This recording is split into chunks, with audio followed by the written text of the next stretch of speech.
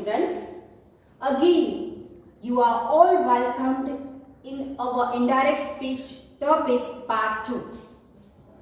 આપણે સૌથી પહેલા વિધાન વાક્ય એટલે કે એસેટિવ સેન્ટેન્સ ની ચર્ચા કરી હતી.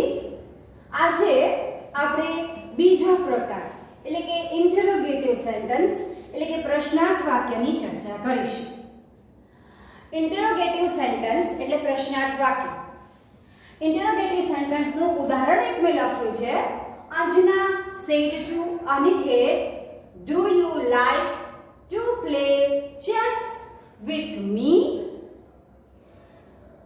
અહીંયા આપણે જુદા જુદા વિભાગ જોઈએ તો બોલનાર છે અંજના, સાંભળનાર કોણ છે અનિકેત. વાક્યમાં કયો કાળ છે વિદ્યાર્થી મિત્રો? તમે જુઓ તો ખ્યાલ આવશે કે વાક્ય પ્રશ્નાર્થ વાક્ય છે. પ્રશ્નાર્થ વાક્યમાં ડુ ડસ થી શરૂ થતું હોય પ્રશ્નાર્થ વાક્ય હોય તો એ કયો કાળ હોય? સાદો વર્તમાન કાળ. Yes, very good. વાક્યમાં કાળ છે સાદો વર્તમાન કાળ. સર્વનામ બે છે, યુ અને મી. યુ છે એ સાંભળનાર અનિકેત પ્રમાણે થશે એટલે કે અનિકેતને લાગુ પડશે, અને મી છે એ અંજનાને લાગુ પડશે. જ્યારે ઇન્ટરોગેટિવ સેન્ટેન્સમાં ડાયરેક્ટમાંથી ઇનડાયરેક્ટમાં ફેરવવાનું હોય ત્યારે રિપોર્ટિંગ વર્બ said to ને બદલે asked મુકાય છે. ક્યારેક ક્યારેક inquired of પણ મુકાય છે, પણ મોસ્ટ પ્રોબેબલી જનરલી જોવો તો મોટા ભાગે asked જ મુકાય છે. કન્જક્શન તરીકે અહીંયા if અથવા whether. જનરલી મોટા ભાગે વિદ્યાર્થી મિત્રો if નો ઉપયોગ વધારે કરે છે, જેથી સ્પેલિંગ મિસ્ટેક્સ થઈ શકે નહીં. પણ આ if અથવા whether ક્યારે? તો સહાયકારક ક્રિયાપદથી જો વાક્ય શરૂ થતું હોય, ફરી કહું છું, જો સહાયકારક ક્રિયાપદથી વાક્ય શરૂ થતું હોય એટલે કે સહાયકારક ક્રિયાપદ કયા? Do, does, did, is, am, are અને વોઝ, વેર. આ ટુ બી ના રૂપ અથવા ડુ, ડઝ, ડીડ થી વાક્ય શરૂ થતું હોય તો if મુકાય છે. પણ જો પ્રશ્નાર્થ વાક્ય WH વર્ડ્સ થી શરૂ થતું હોય, તમે બધા જ માહિતગાર છો, તમને બધાને ખબર છે, આપણે ધોરણ 9 માં પણ શીખી ગયા છીએ. WH વર્ડ્સ એટલે કયા? when, what, why, where, how many, how much, who, whose. આ શબ્દોથી જો પ્રશ્નાર્થ વાક્ય શરૂ થતું હોય તો if કે whether મૂકવાની જરૂર નથી. તો શું કરવું જોઈએ? તો કે એનો એ જ શબ્દ જે WH વર્ડ્સ થી વાક્ય શરૂ થતું હોય એ જ શબ્દ કન્જક્શન તરીકે મૂકવાનો છે.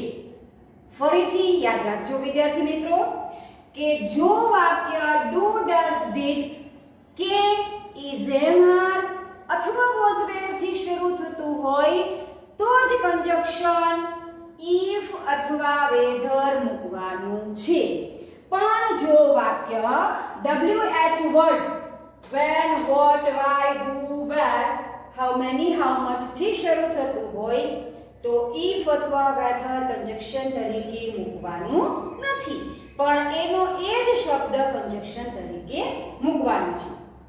ઉપરના અને ઉપરના ઉદાહરણને આપણે ઇનડાયરેક્ટ સ્પીચમાં જોઈએ વિદ્યાર્થી મિત્રો. તો અંજના said to ને બદલે મુકાશે asked. Anjana asked Aniket. Conjunction મૂકશું આપણે if. શું કામ? તો કે અહીંયા વાક્ય શેનાથી શરૂ થાય છે? do થી. if આ you કોને લાગુ પડે છે? you છે એ અનિકેતને લાગુ પડે છે, એટલે આપણે અહીંયા શું લખશું? he liked to play chess with him.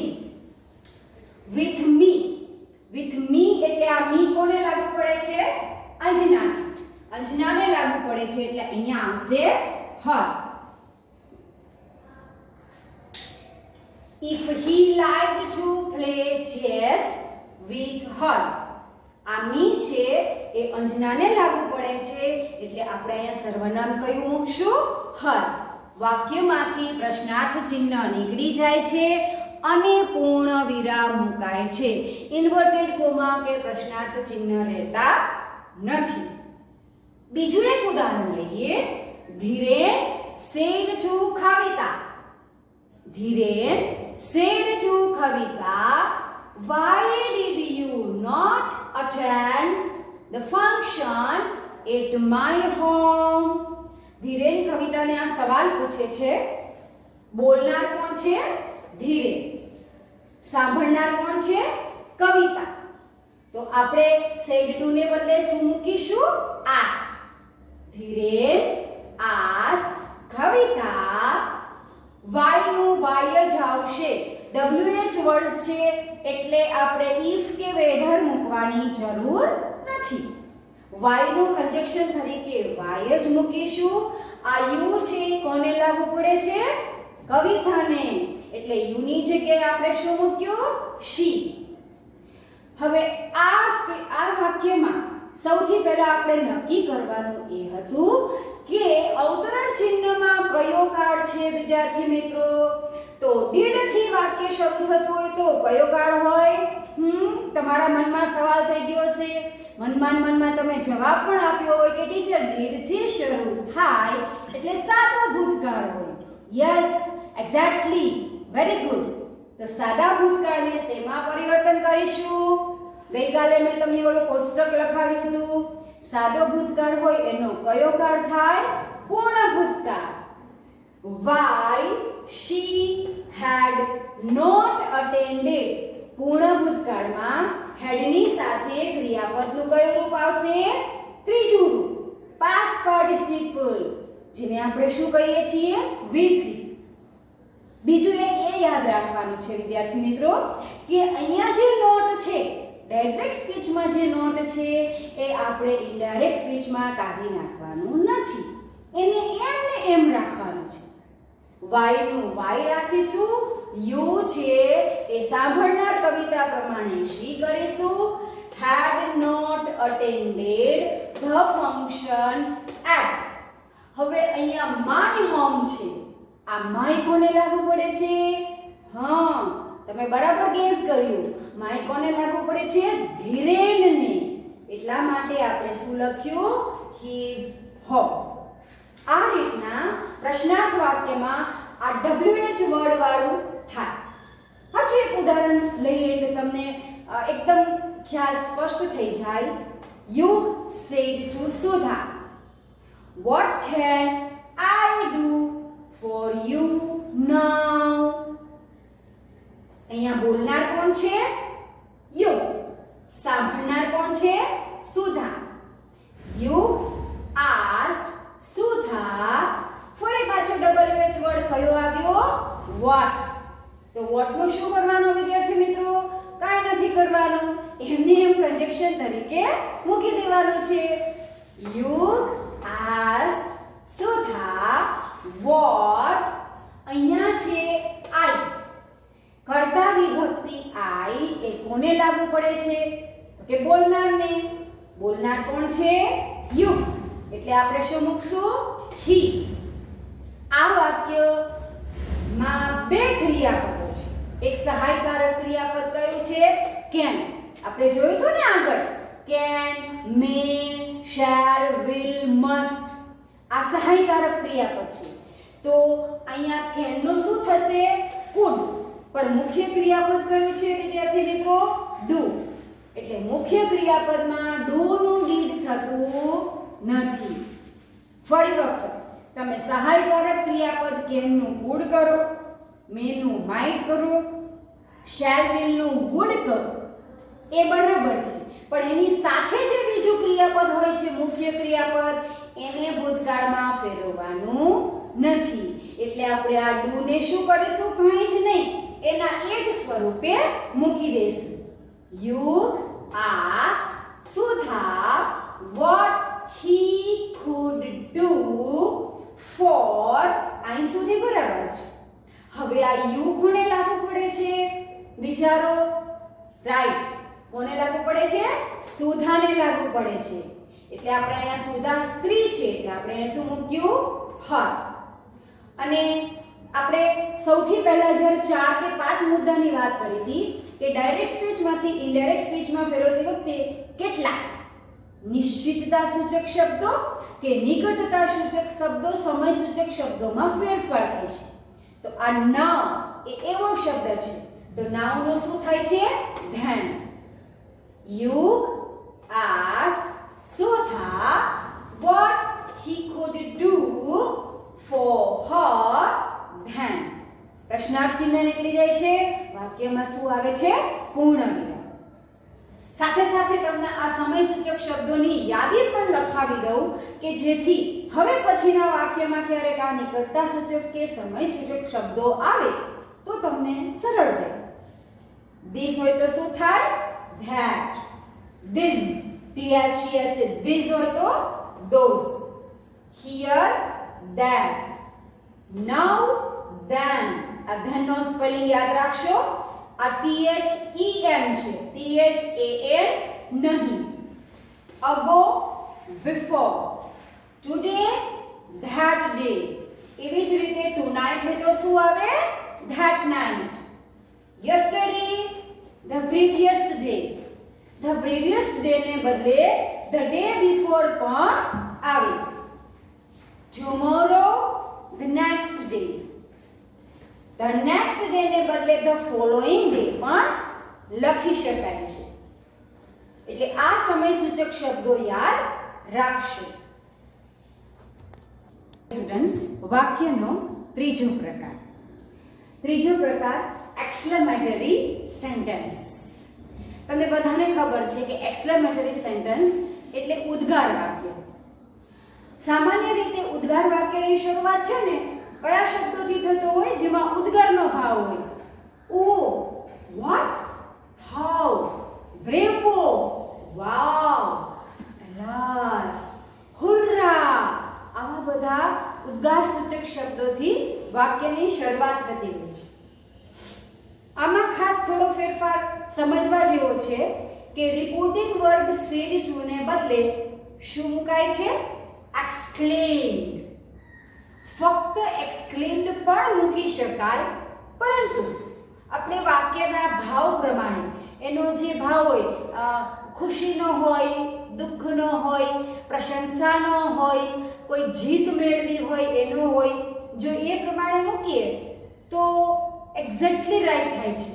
exclaimed with joy ખુશીનો ભાવ હોય તો, exclaimed with sorrow દુઃખ લાગ્યું હોય તો, exclaimed with surprise નવાઈ લાગી હોય અને બહુ ગુસ્સો આવ્યો હોય તો exclaimed with anger.